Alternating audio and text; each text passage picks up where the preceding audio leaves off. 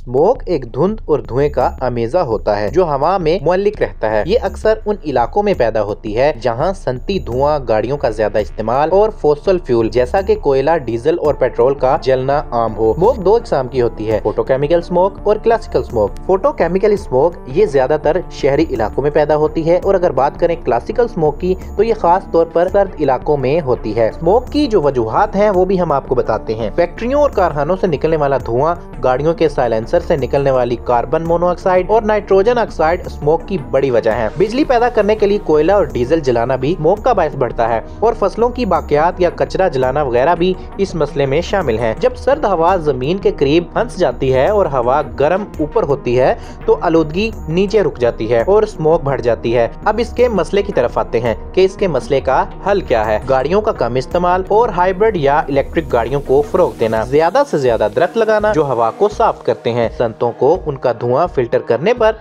मजबूर करना।